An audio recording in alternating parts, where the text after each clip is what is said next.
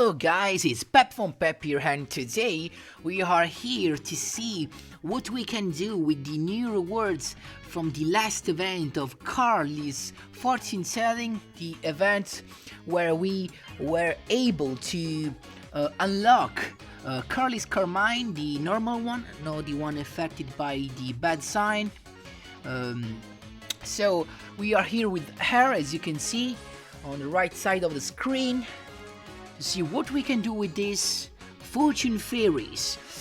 This is the deck list, but as always, let's start from the skill.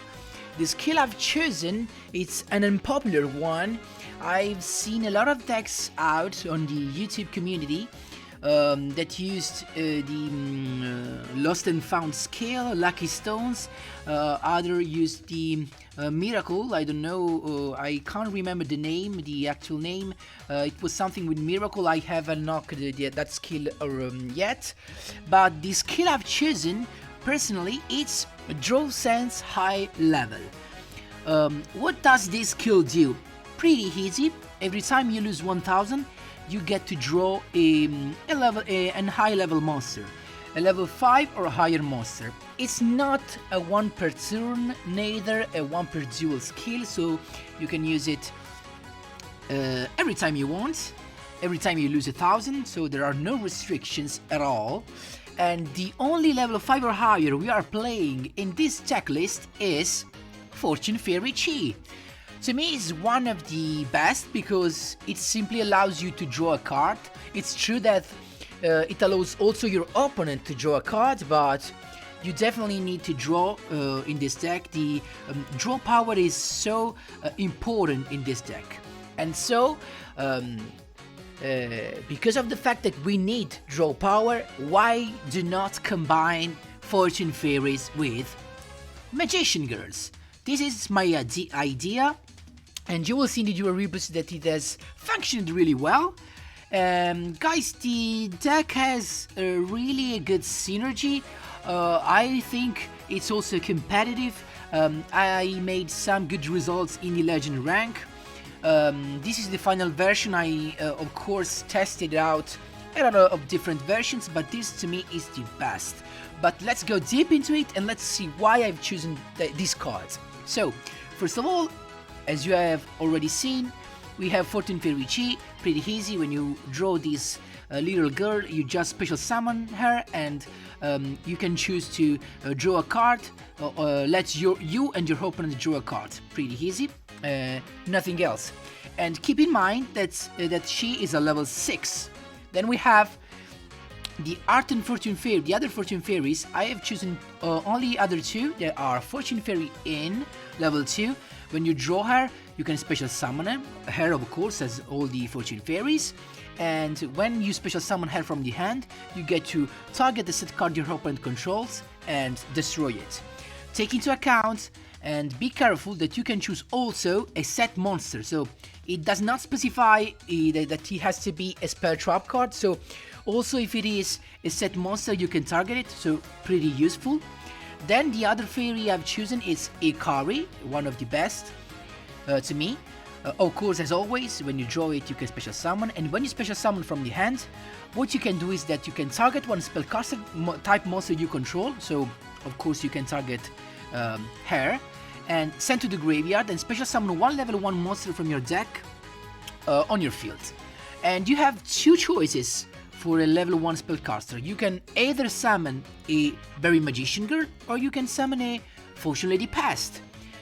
I only play one Fortune Lady Past because the ideal combo that you will see in the replays that it happens very frequently is that you draw a Fortune Fairy Chi, you special summon her for her effects. Fortune Fairy Chi is gonna let you draw another card. Your other card will be a Fortune Fairy Ikari. What you're gonna do is that you're gonna activate the effect of Fortune Fairy Ikari, special summon her, send her to the graveyard, and special summon from your deck a Fortune Lady Past. So on your field, you're gonna have a level 6 Fortune Fairy Chi and a level 1 Fortune Lady Past. What you're gonna do is that you're gonna synchro summon your Fortune Lady Avery. You know, Fortune Lady Avery is a very big boss monster in this meta because it does not target, and every turn you get to banish a monster face up, a face up monster your opponent controls. So you get rid of all my nightmares. You can get rid of Cocytus, of the big boss Balloon Light monster, and all the other cards that you don't like at all. Pretty good. And of course, she keeps coming back thanks to her effect.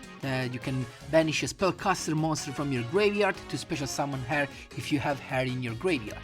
So pretty busted. Then we have the other monster. We have 3 Berry Magician Girl and 2 Chocolate Magician Girl. Why we have 3 Berry Magician Girl? Because she's the main defense of the deck. So the main problem with this deck, and with all the versions I've seen on the YouTube channels out, is that they are OTK decks, and that's okay, but if they start first, they're gonna lose mathematically. They have no chance to resist either turn because they have no defenses at all. So a big thing about this deck is that he has a high defense thanks to the Berry Magician Girl and to the Chocolate Magician Girl. So this allows you to have defense, so to have a duel, have a chance in a duel even if you not start as second. So this is a good thing, and this is the reason why this deck can really have a chance in this meta, can really be really told as competitive. And of course, you all know Chocolate Magician Girl. To me, it has not the same defense as Berry Magician Girl, because Berry Magician Girl is gonna activate this effect also if she's targeted as an attack. She's targeted for an attack. She is gonna activate this effect also if she's a target as if she's gonna be a target of an effect, while our Chocolate Magician Girl is gonna activate this effect only if she is targeted for an attack. Keep in mind that Berry Magician Girl is more, we can say, safe as a defense. But on the other side, Chocolate Magician Girl has the draw power you need to fill the graveyard. It can contemporarily fill the graveyard for your Magicalized Fusion, and also draw cards to draw into your Fortune Fairy and activate their effects. So guys, the deck really works out magically. We can say magically. Then we have the other monster is Kiteroid. I've chosen it as the semi-limited cards. There's no need for enemy controller. I just needed an hand defense, and Kiteroid is the best choice, of course, because it can also be used in the graveyard, so double defense effect. Keep in mind that. And then we have the 6 spell, 3 copies of each one, 3 copies of each pair of spell. We have Magicalized Fusion, of course, to fusion summon our Quintet Magician. That's incredible. You all know what it does. It's pretty famous right now. It destroys all the cards your opponent control if you special summon him with 5 different spellcaster monsters, and we have here 1, 2, 3, 4, 5, 6. So you have a higher chance of having 5 spellcaster monsters with different names in your graveyard. And then we have Wonder Wand. Why Wonder Wand? Because if maybe you're stuck and you have only your Fortune Fairy, your Fortune Fairies in your hand, your starting hand, and you don't know what to do, but you have a Wonder Wand, you can just special summon, you can just normal summon a Fortune Fairy from your hand, activate the Wonder Wand, activate the effect of Wonder Wand, and draw 2 cards. Also, Wonder Wand helps you fill the graveyard with spellcasters that then you can banish with your Magicalized Fusion. Guys, the deck really works out well, and this skill is pretty useful, because once that you have some troubles in drawing, and maybe you have not drawn neither a Berry Magician nor a Chocolate Magician, and maybe you need to draw, activating your skill can be really the solution, because when you're gonna draw your chi you're gonna draw another card. So it's like a pot of greed. Draw sense high level as a pot of greed. And guys, the deck is also fun to use.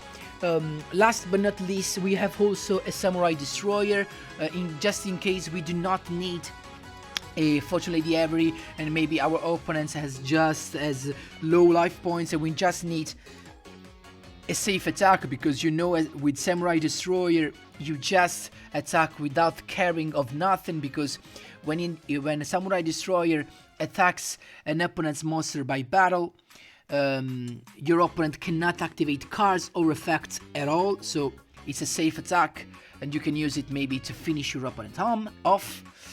And guys, this is the deck list. I hope you enjoy all the explanation. Feel free to ask me wherever you want in the comment section down below. If you enjoy this type of content, if you enjoy this deck list, guys, please leave a like and subscribe. It helps me a lot with this deck list. And guys, that's all. See you in the next video, and as always, enjoy the replays.